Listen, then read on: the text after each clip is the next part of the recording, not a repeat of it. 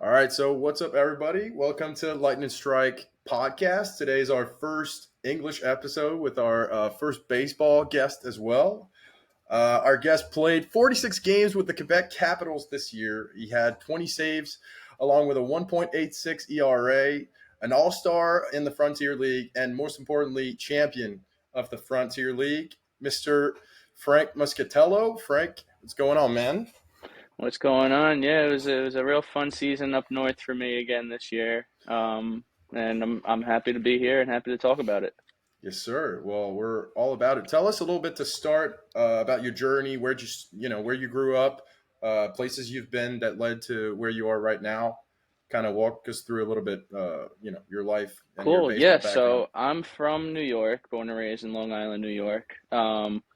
Went to a small high school, small public school, Rocky Point High School, and then I went and I played 4 years at a Division II college called St. Thomas Aquinas College. Um, and the cool thing about that place is their home field was the same as the New York Boulders. So that's a team that I currently play against and played against Mhm. for a couple of years in the Frontier League. And I played at their home field for my home games in college. So I thought that was super cool. Yeah. When I was in college, I was a starter for 4 years. My junior year was my best season. That was the season, my first season where I kind of earned the ace role. I was a starter in college, Mhm. and then that season I ended up pitching in the College World Series. Um, I was an All American, uh, and that was our best season, and my best season as well in college. 90 innings, over 90 strikeouts. I think I was 9-2 as a starter, Nice. and yeah, so that was cool. Unfortunately, I didn't get drafted. Uh, Mhm. Went back to school for my senior year. Again, did well, didn't get drafted again. So then after the draft, I went and I got signed by the Rockland Boulders, which now they're the New York Boulders, but they were in the Can-Am Mhm. League. Mhm. So I went and I played for them for that season, finished up, did well. So I did well enough for them to invite me back for the following season, which is now 2019. Okay. Um, that was an interesting season for me because it was my first professional off season where like I was trying to figure out what type of throwing to do, how much volume, what type of training, like just all that pro off season type stuff. Like I was trying to learn on my own because your first year of pro ball comes right after college and you're in mid season form. Mhm. So you just keep it rolling, and that to me was a lot easier than the second season. Mhm. um, so I went and I played with the Rockland Boulders for about a month. Um, Went through spring training, and then I had one outing and just didn't go my way. So I got released by them. And then I got picked up by the Gary South Shore Railcats in the American Association, where Okay. I played for the majority of the 2019 season. And then the last month, when the Railcats weren't in playoff contention, the Southern Illinois Miners, which isn't even a team anymore of the Frontier League, called my manager and asked if they had a starting pitcher that they wouldn't mind sending over to them because they had a playoff push that they were going to make. Mhm. So my manager sent me over there, and I finished up the season with, I think it was 4 starts. I was only there for a month, but did fine.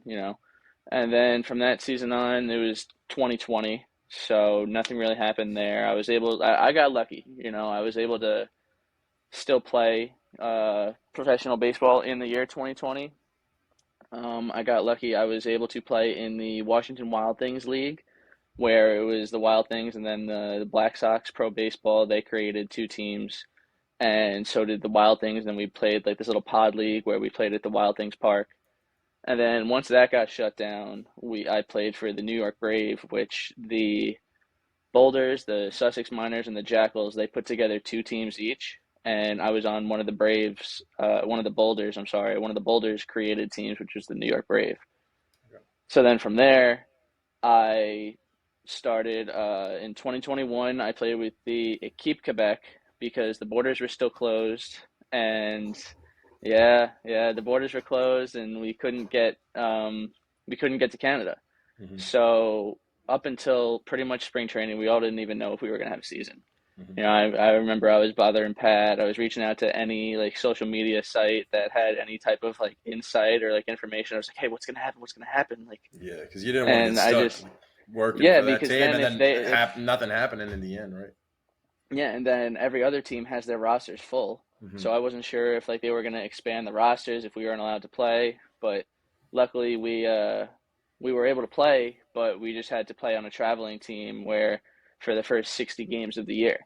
You know, and like there were times in the year where they're like, all right, we're gonna go back on this day, like they're gonna talk about it on this day. And then that day comes to like, nah, we're gonna push it back again. It's like, oh well, we're gonna reevaluate it on this day. And like I got to a point where I was just like, I'm gonna play the whole year on the road. You know, like I Hmm. didn't know what was gonna happen. Like I was kind of just preparing for the worst, you know. Hmm.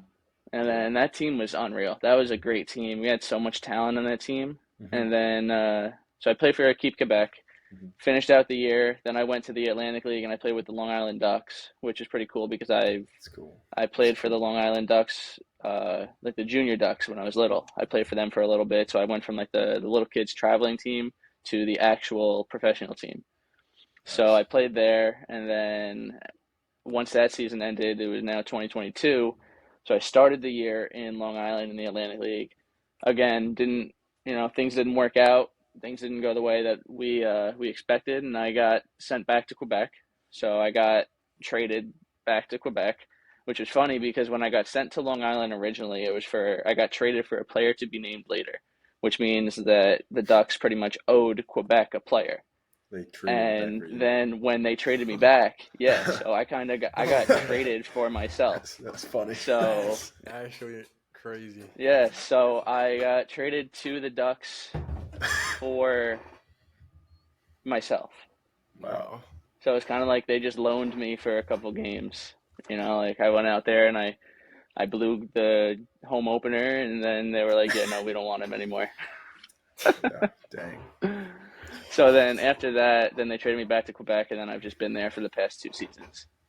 And here we Nice. are. Yeah. Let's go. Uh, Frank, first of all, for my first time meeting you, thank you for being here, and it's a pleasure talking to you. So now being in Quebec for the past couple of years, can you describe how it was for you here? How do you like me and Charles being from Quebec? How do you like the city? Like the crowd and the Capital organization has been blowing up lately. So like, how does it feel to be here? Can you describe it, the city a little bit? Like, how do you like it? It's awesome, you know. Like I have a lot of friends, a lot of family that haven't been there yet, and like they all ask me about it. I'm like, it's just you got to go experience it for yourself. You know, Hmm. it's even the like the city is. I love walking down Old Quebec. You know, Hmm. like the road right near Right. Yes. the what's the big hotel? The Concord. Chateau The Le Frontenac. Concorde. Yeah. The Oh, yeah, the okay. Concorde. Like The that Concord. Yeah. street right there. Yeah. Yeah. And that You is. walk down and it's beautiful down by like La Bouche and like all those other restaurants right by the castle. Yeah. It's such a beautiful city.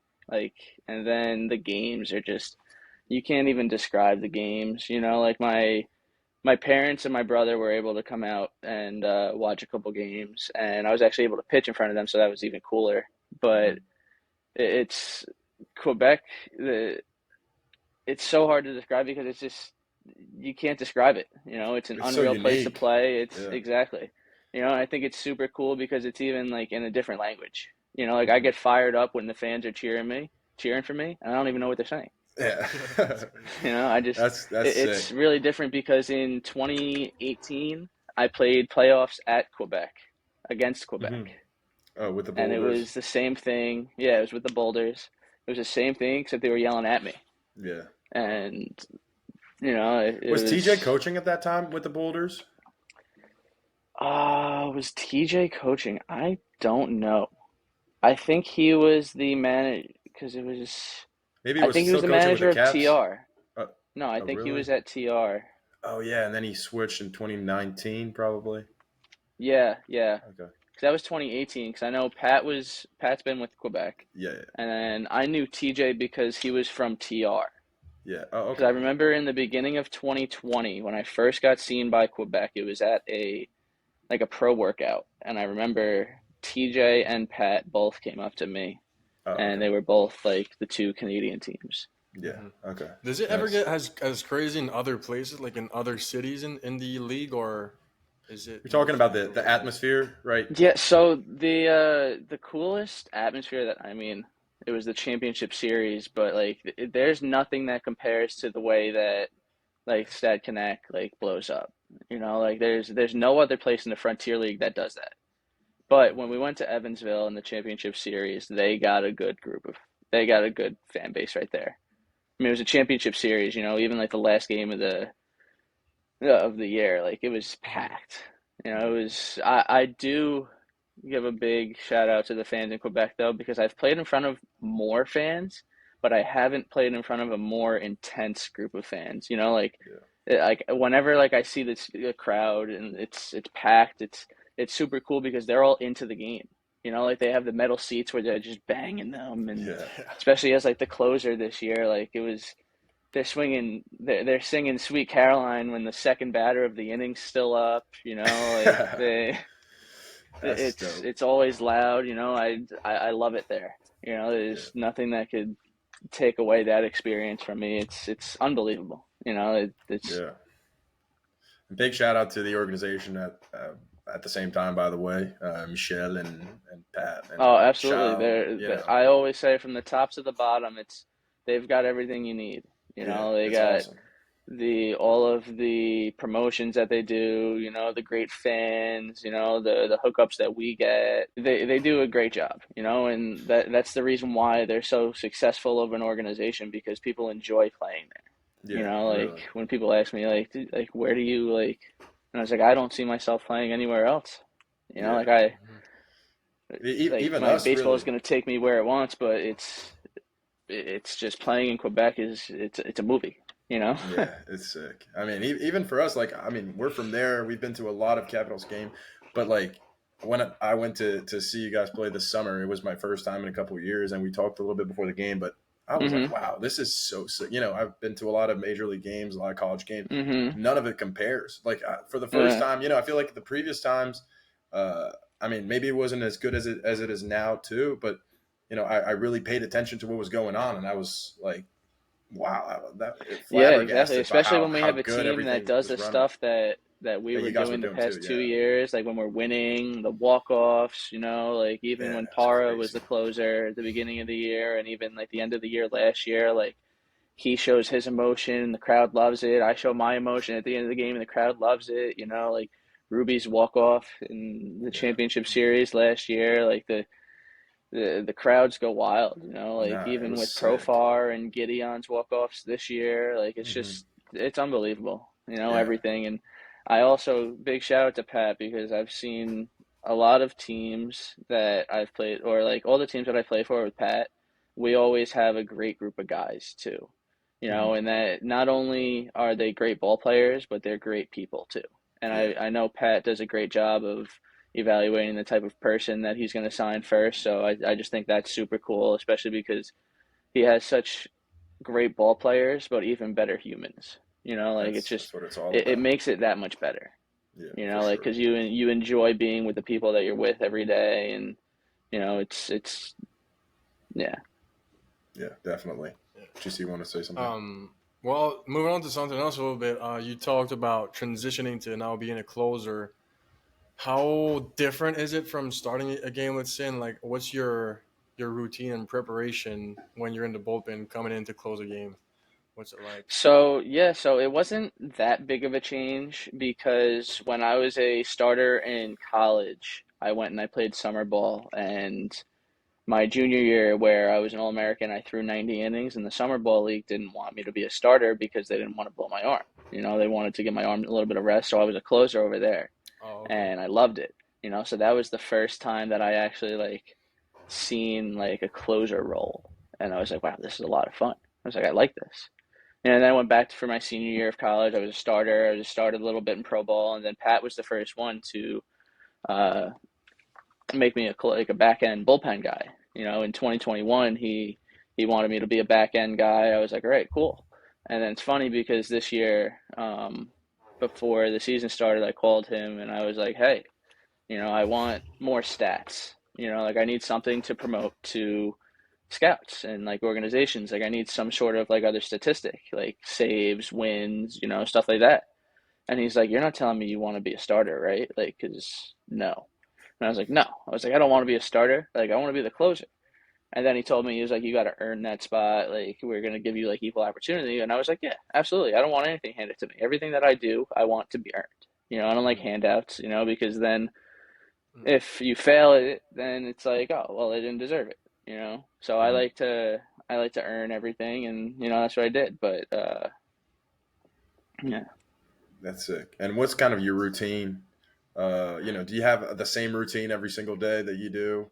Warming up in the So the pen, thing with things you do Yeah, before the game so and all. something with me is I don't like to there's certain movements, certain warm-up things that I do in the bullpen that I know get my body ready, but I don't have a routine because in my opinion, you wake up every day with different aches and pains and you can't really prepare for that. So like maybe I'll wake up and my lower back's going to be tight, so I'm going to do extra bridges, I'm going to do some scorpions, and I'm going to focus on lower back getting that loose. Maybe I'll wake up and my hamstrings are tight, so I'm going to do a lot of foam rolling on my hamstrings and just do whatever that. But for the most part, I try to just hang out until about, let's see, until the fourth inning. Then I head down to the bullpen, and this was in Quebec. So until the fourth inning, then I head down to the bullpen. In like the fifth, then the sixth inning, I'll start to like move around. Seventh inning, I'll start do weighted balls and stuff. Eighth inning, I play catch and I throw on the mound. Ninth inning, I'm in. Nice. And So it's you play just catch before the game too? yeah, yeah.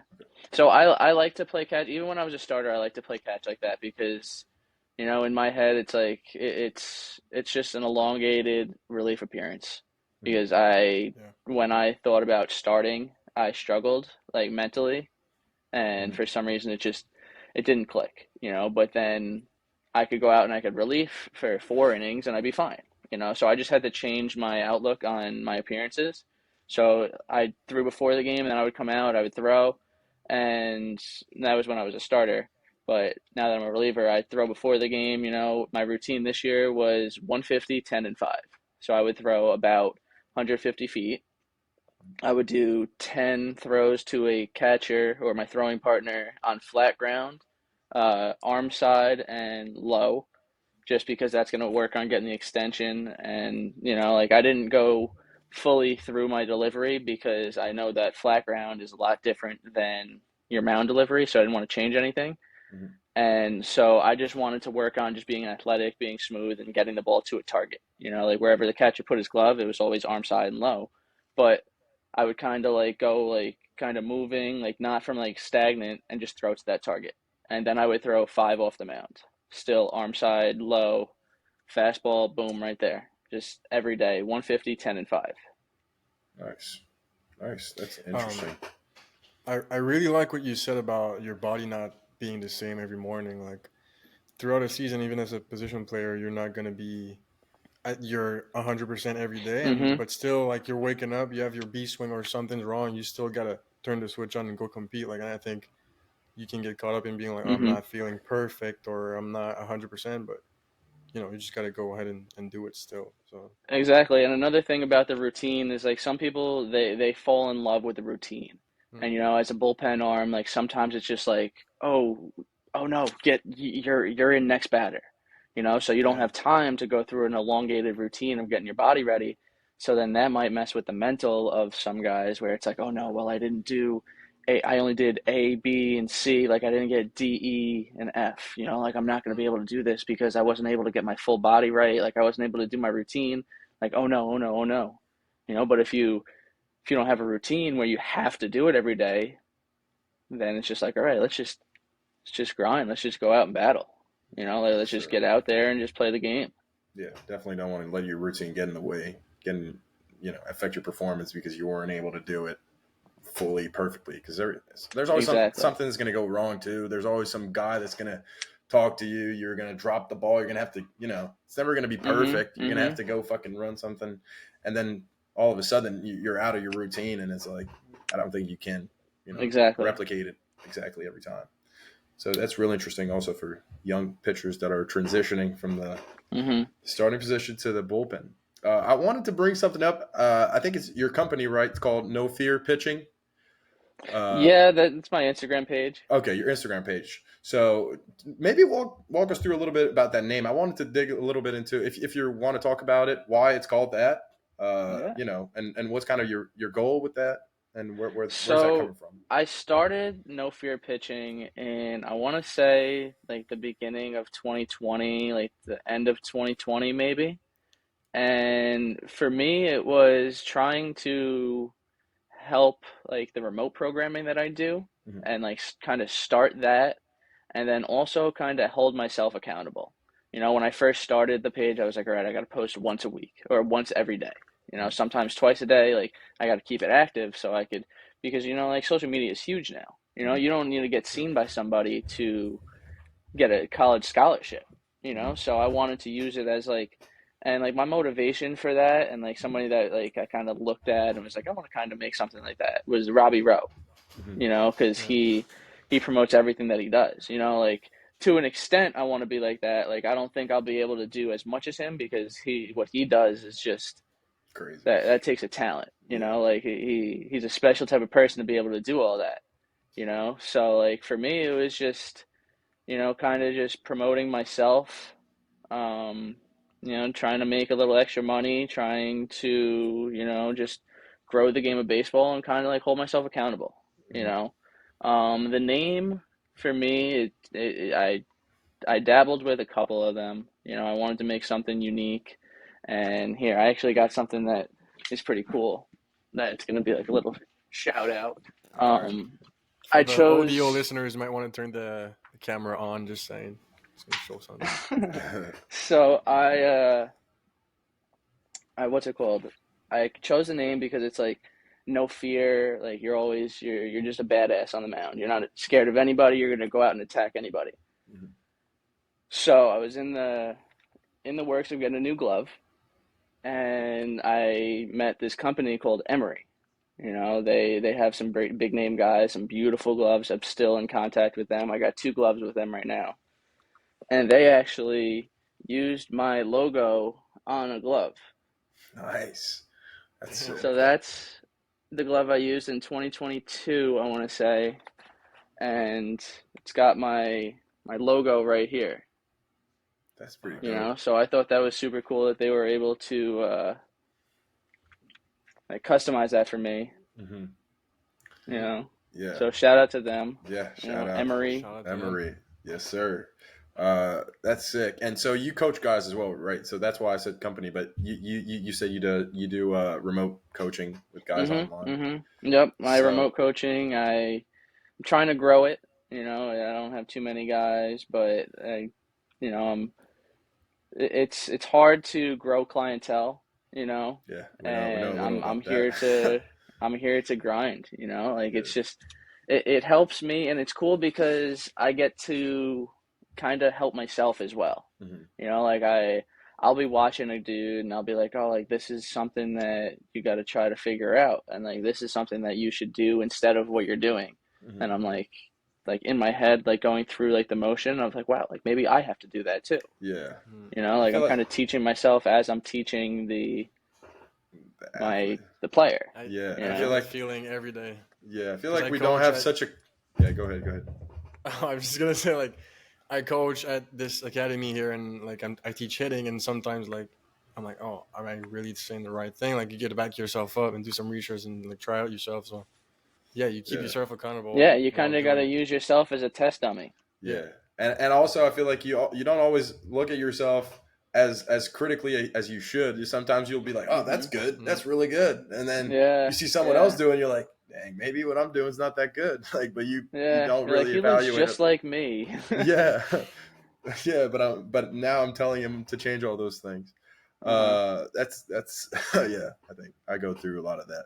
That's why it's good to have someone else coach you whenever, And talking Mhm. about coaching, you Mhm. want to talk to us about Tread a little bit when you start working with them, Yeah, sure. So I and was at a how point that helped you. where I was kind of it's funny because they put it on the bottom of every one of their posts.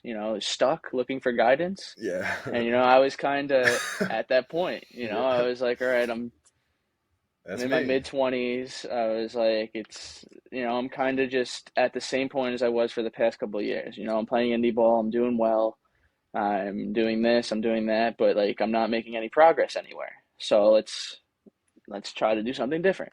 And I had a buddy who, when I played in 2021 and 2022, he was a tread guy, and he was my first, like the first person that I met that was training at tread, and the year before I messaged them because I played with a couple of their coaches and I was like, hey, I'm thinking about doing this. Like, what's the process like? And we went through like a process, but I never like committed to it because I was like, oh, it's expensive. I was like, yeah, I don't need to pay that much for training, but then the next season happened and I was like, all right, like, and then that same dude that was a tread client, he had an unbelievable year and he got picked up. Oh, really? So I was like, oh, all right. So time to let's see what they got over there. Let's see what's in their secret sauce. Yes, sir. So then this will be my second off season with them. And I love it. Like just having that facility makes it worth it. Yeah, definitely. Because it's like while I'm home right now, I'm still throwing a little bit.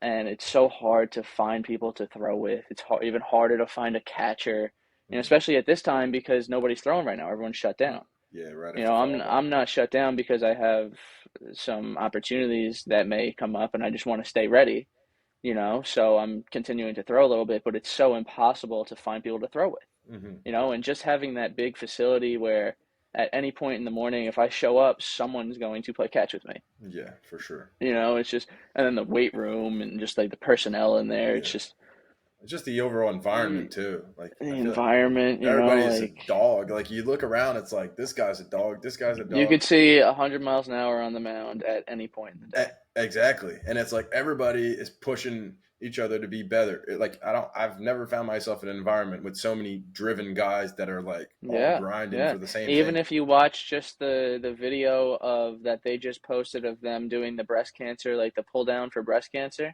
that's all the staff there. Yeah, exactly. Like they had a bunch of guys throwing 95 miles an hour, and like that just shows they're able to like do this stuff themselves. Yeah, so like just think about how well of a coaching like facility it is with when all the coaches do that, and that also goes to show how good the game of baseball is, and like how talented the world of baseball is because there's guys at Tread that don't play and haven't played for a while, and they're throwing 95 plus. Yeah, like they're free agents and they don't play baseball and they're throwing 95 miles an hour.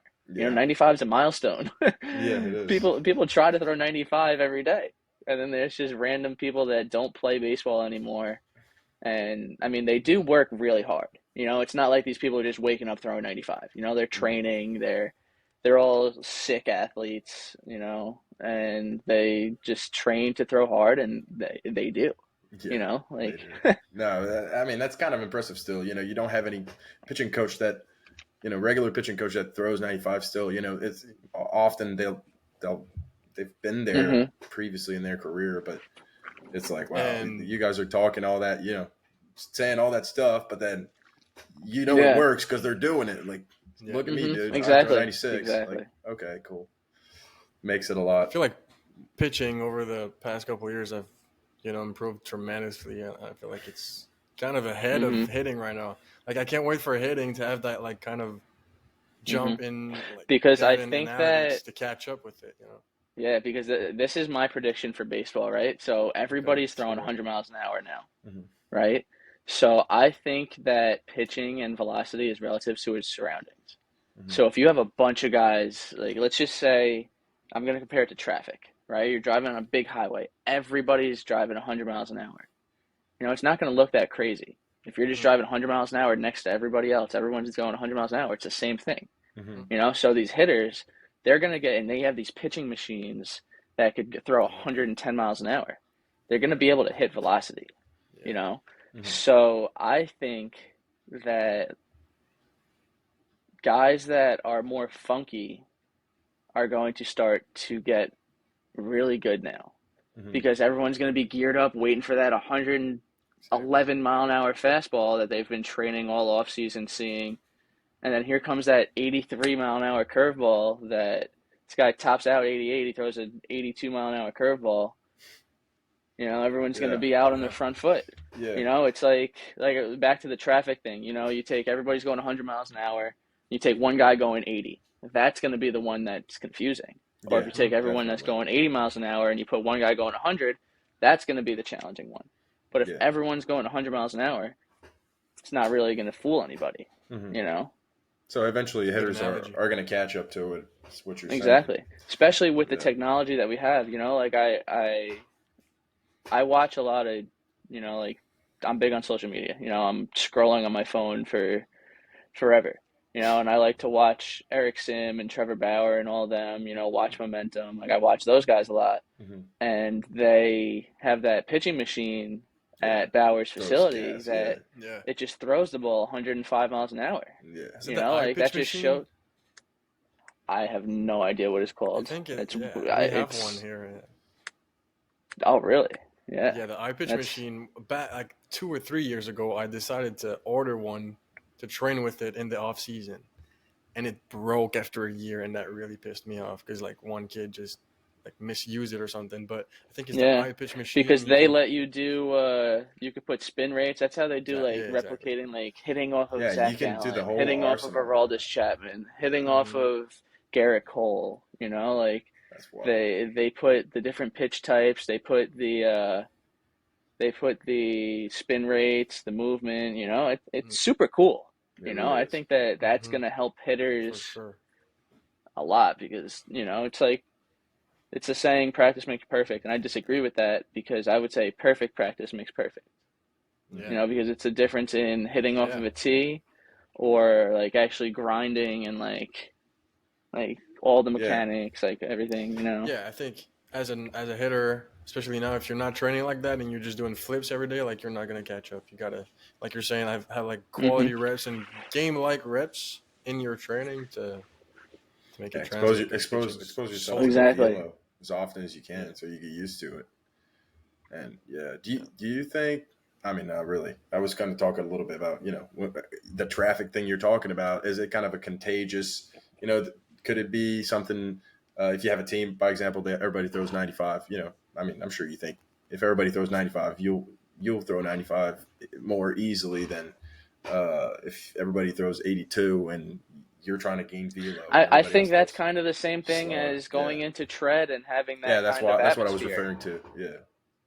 Like you have the atmosphere. Like even like me and my throwing partner this year, he played in the minors with the Cubs and he threw 95 plus. Me and him at the beginning of the year, like we kind of found each other because we were some of the harder throwers and we became throwing partners. And he goes, "Hey, we're going to race to 100 miles an hour." And the whole year, like we wanted each other to do well, but like he'd go into the game, I'd see him pop 95. I'd be like, all right, I got to hit 96 now. Or I'd see him go in there and he'd hit 96. And I'd be like, all right, now I got to hit 97. And like, I never wanted him to throw slow. I just wanted to throw faster. Yeah. It's like that friendly teammate. Yeah, exactly.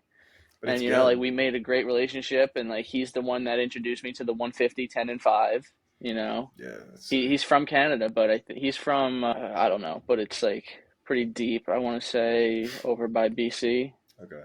Yeah. Yeah. I think that's a big part too of, not necessarily tread, but finding a facility, finding a team that you like the individuals and the environment, that allows you to become who you want to become and not like fight your own fight while everybody else kind of doesn't care about throwing gas or whatever your goal is. Exactly, because it's like me and my buddies, we all joke around at tread and we call it the tread clout. Mm-hmm. Like you got to throw 95 or else people think you suck. Exactly. Like you're literally the worst in there if you don't throw 95. Yeah. If you're in there and you're throwing because you see someone new get on the mound and you hear, bah! Yeah. Everybody in the facility is like, oh shit. Like, who's that? Yeah. And it never stops, dude. It's every 15 minutes. And two then new we guys. Go over and we watch all the time. It's like you hear like a loud pop. You turn around, you see 92. You're like, eh. Yeah, never It's mind. like, but in my head, like I say this regularly. I think low nines is always going to be fast. Yeah. As much as it like the reaction time to a 92-mile-an-hour fastball is never going to get easier. I mean, it's never going to slow down. Yeah. It might get easier because, like I said, it's relative to its surroundings, and people throw changeups at 92 now. Yeah. But the reaction time, you can still get gassed up by 92. Yeah, it's so fast, man. Yeah. That's pretty interesting. Would you have any advice that what would be your biggest advice to any young pitcher, college pitcher, high school pitcher? According to what you've been through. There's so much, man. I think the biggest thing that I've like learned in my own career is like you'll never know unless you try. And like there's always going to be people that tell you like you can't do it, like and for instance, like for the thing with my height, I've gotten told by organizations, "Hey, if you were six whatever, like we'd sign you right now." I got told that by an organization. I'm not going to say it because it was in the past, but that could have been my way. And then once I heard that, I was like, man, like I might just retire right now because if that's going to be what's going to be said after every time I do well, then there's nothing I can do. Like so I almost retired at that point. And then I was like, you know what? I was like, that's just more motivation. So it's like there's always going to be things that are going to try to take you away from this and take you away from your dreams, and it's going to be tough. Like especially with baseball, because everyone knows that the best players offensively are going to fail 70% of the time. It's a very big mental game, and like even like 2022, for instance, we won the league, but I went from getting traded back to Quebec because I went 2 1/3 in like 5 appearances, I think it was. I only had 2 1/3 innings with 10 walks. So like that was like the worst start to a season I could have ever had, And then I went and I won the league in 20 with Quebec, So it's just I almost quit when I was struggling with the Ducks. I almost retired. I almost stopped playing because I felt like the year, like I just didn't think I was good enough. Yeah. It'll happen. It's just so one of much those times. when you can't get a win, dude. It's just like you get in that vicious circle, and it's like fail, and for so long, you're like, dude, can I even be good at like anymore? Yeah, it's like, am I good at this game, or am I just gonna continue to get beat? Yeah, definitely. Like so, like I think the biggest advice I can give is just keep going. I'm gonna be 28 in March, and I think I'm closer to my dream than I've ever been right now.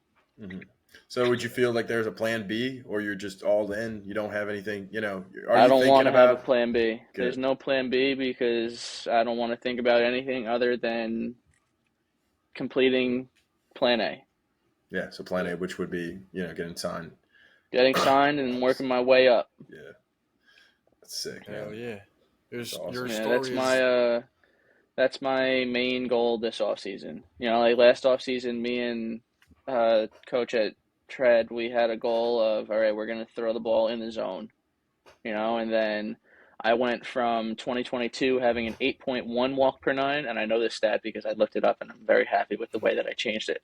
I went from, in 2022, having an 8.1 walks per nine to, in 2023, having a 2.6 walks per nine. That was our goal. We wanted, and the cool thing is, like, we never once did anything that was like, all right, we're going to do velo training. The only goal is to throw fast here. Like, we're going to train the body to be fast. We never did that, and then this year I had best numbers, like control wise and, velo wise. Yeah. I mean, that kind of gets to show how like sometimes you'll just stop focusing about it and it'll happen. Sometimes you're so like tunnel vision. That's the only thing you see. And then you take a step back, you start working, maybe you weren't focusing as much in other parts, and then you start working a little bit harder in those other areas. And all of a sudden, Mm-hmm. the thing you wanted so bad happens like this, just Exactly. doing other stuff, which I think happens a lot. I feel like for me Yeah. personally. And sometimes you just need to take a break. Hmm. Sometimes you need to just escape. Yeah. Because sometimes, like you said, like we're driving ourselves crazy. We're grinding. We're working so hard. We're right there, and it's like then we get like the most bad news or the most negative thing Yeah. that could happen happens, and we're just like, oh, Yeah. And it doesn't mean result. Like in baseball, grinding doesn't mean you're going to be good in a game, which is kind of sucks. It was always hard. I mean, it's still hard for me mm-hmm, to understand. And I always take pride in being the hardest worker in the room and all that stuff. But then you mm-hmm, realize mm-hmm, I'm still throwing 87. Like I'm still throwing 86. Like I'm here on the mound and I'm everybody's throwing 94 and they're all half-assing their workouts. And like, well, you yeah, realize that the extra stuff and all that, you want to get better at throwing, you got to throw more. And to be able to throw exactly, more, you need to, be ready to throw tomorrow, which if you and that's throw something, 20 yeah, extra throws and you go crazy, you destroy your legs tomorrow, you're not able to throw. So like, you need to think about it that way, like, yeah. allowing yourself to perform day in and day out rather than just going all out off for 3 days because you can't feel your elbow. And then, Mm-hmm. it's always a concept that I'm struggling. I'm That's definitely another getting thing that better I at it, learned how but to do this off season, because I was always a go, go, go, go, yeah, go type of guy. yeah, Max out deadlifts, max out squats. mhm, Let's just do pull downs every single day. Like yeah, I learned how to control my workload, and I had like a bunch of like recovery days, and I would yeah, still get on the mound and I would throw to a target yeah, because that was my goal. I was like, I'm gonna learn how to throw strikes. yeah, Like that was my goal even on a recovery day. But then it was like that was like I learned how to put less effort and have the same intent, you know? yeah. That's awesome. That's also a good way of working on it, I think. Go ahead, Yeah. G. You talked about like getting off of the game a little bit and sometimes taking a break. What does Frank do off the field to just have fun and like pastimes So when outside I of was in baseball? Quebec, I liked going to the Nordic spa. Loved Oh that. yeah, All right. And big then spa I would guy. like to go, yeah, because we had the hookup over there. Okay. And the one in Stoneham, we got the deal with them because they're one of our sponsors. So it was nice to have that. And then I liked being out and about. Like I would go to the park. I'd play some video games. Like it was funny. I saw going back to social media. I think it's funny because I saw a video someone posted. It was like the influencer's day off versus like an actual athlete's like day off. Hmm.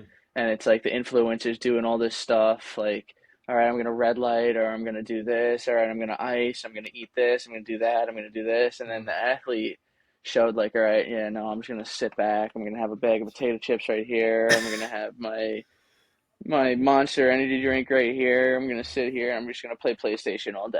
Like that's like the off day that they have. Like but like I do a little bit of both, like I'll do the recovery stuff to make sure my body's right because that's always the most important thing, just making sure that you could go out and perform every single day. Hmm. Like cuz as a guy like me and Pat we talk about this together because he even feels bad because he says that he overworks me, but I say the only way to get out of indie ball is to keep throwing and keep playing. Like I'm not going to get out of indie ball with 25 appearances instead of 46. Hmm. So like he feels bad because he thinks that he overworks me, but I tell him all the time like I need to throw. In order for Yeah, me to be on my stuff, I need to throw. yeah, for So sure. he throws me every other game, and that's how I end up with the Capitals single season appearance record. Really? Wow, I didn't know that. So That's yeah, sick. I had Congrats on that. 46. Yes, sir. Thank you, thank you. That's awesome. One last little question. You talked about the remote guys you coach. What's your favorite age group to work with and why? I mean, I don't know if you have a Um, wide range group I though. Maybe you only don't, work with like. yeah, I don't know. I don't really have like a favorite age group, like I think middle school is like a fun age group because they're still growing. They're very new, and you could kind of like mold them into the player that you want them to be. You know, like you could kind of really like influence their career. Mm-hmm. You know, because they're still going through puberty, they're growing, they might have their growth spurt. You know, I'm still waiting for mine, but you know, sometimes that happens. Yeah, maybe But next year. but you know, I like I don't mind the older guys, but the older guys is more in depth. Yeah. You know, it's more detail, a His lot of slider attention to changes too. Like they won't yeah, get as good yeah. as fast. I feel like as a hmm 14-year-old that throws 68 could get up to 82 like really quickly Yeah. if you do the right things. That's where all the allegations of like, oh, like this guy went from 72 to 88 in a week. It's like, yeah, because the guy was throwing with the wrong hand. Yeah, exactly. Like he was doing everything wrong, dude. Yeah, it's like anybody. I think my grandmother could have taught that guy how to throw faster. And Yeah. then You know, it's like some coaches of the take all guys. the It's like credit. they don't. Yeah, some of them they just have no clue, Mhm. and then the guidance they get is good guidance. You know, they get told the right thing to do. Yeah. It's like, but the reason why that guy was throwing 72 is because he was throwing it underhand. You know, Yeah. you teach a guy how to throw it over the top, he's going to be already throwing 80. You know, Exactly. Mhm. but I mean, that's the crazy thing about the baseball world is it's always a competition. Who could develop who better? Mhm. You know, and like I just like seeing how good people are. You know, like Yeah, it's bringing the crazy to best see out. because like there were guys in the league that in the Frontier League that threw 100 miles an hour. You know, like there's talent everywhere. Mhm. There. I mean, just look at some of the back end bullpen guys like that we had. You know, you got Franklin Parra, who's a lefty that was throws 96. You got the guy that I was talking about before that taught me the routine, Tanner Jessen Dalton. He's a righty. He's got a banger of a curveball, and he throws 98. You know, like he's been up to 98. Parra's been up to I want to say I don't know 97. Um, but Evan Rutsky, you know, the guy's gross. You know, it's just all the talent in our league that you know Kyle Mott, who went to UNC, like they're it's crazy. You know, Yeah, it's and it just goes to there's so show how many hard it good. is, dude. Like how hard it is to Yeah, get yeah, there, exactly. And considering that's all the another thing talent. that It's like, happens with dude, social media and the yeah, baseball world is that there's some people like, and like we're all guilty of it. We only post the best things that happen to us. You yeah, know, like I'm never gonna post or like I'm not gonna say I'm never because I have posted the negative things, but it's like we're not gonna people aren't gonna post them throwing a bullpen of like really low velocity. You know, people aren't gonna, and if they do, they're gonna be like, "Oh, this is a 70% bullpen." Mm. Yeah, it's like, well, you they just hit muted it because you hear them 94. go "Ugh," every pitch. Yeah, yeah, but it's like you know, like social media is very like it's I want to say it's fake. You know, It there's a is. lot of clout stuff. Like people are just doing stuff for clicks. You know, like Mhm. you gotta fall in love with your own process. And you know, this is something that from 2021 to now that I worked on personally. Mhm. You know, in 2021 there were a lot of guys that were getting picked up because it was right after COVID Mhm. and the leagues were trying to get more people, so they were signing guys out of the Frontier League. And every time somebody got picked up, I was like, "Oh, why did this guy get signed? Why did I get signed?" And I was worrying about other people. Now, fast forward 2 years, my mindset is, oh, when an organization needs Frank Moscatiello, they will call Frank Moscatiello and they will sign Frank Moscatiello. But until that day, they're not going to call me. They're going to call other people. They're going to call the people that they want. You know, they're going to sign this guy. They're going to sign that guy. They're going to sign that guy. But when they want me, they'll call me. That's a good way of looking at it. You Um, know, can't get upset about shit you don't control. hmm Because especially like what we were talking about before, baseball is such a mental game, and it's so like it's going to beat you down, and you know you're going to fail all day. Hmm. You know, and there's just so many things in baseball that will take you and like just beat you down mentally that you need to just you can't add extra stuff to it. well, I think it's So very inspiring. We wish you the best of luck in achieving what you're saying because I think you deserve it. And thank you. you're obviously a hard worker, and your story was great to hear from for all the kids I'm sure that listen to this podcast. And it was great to be able to have you share it with us. So thank you, Frank. Definitely. Absolutely. Definitely. An example of inspiration and hard work and dedication to everybody. And it goes to show as well how you want to stop, but you're like, dang, man, let's keep going. And you hit all those Yeah, bumps on the road.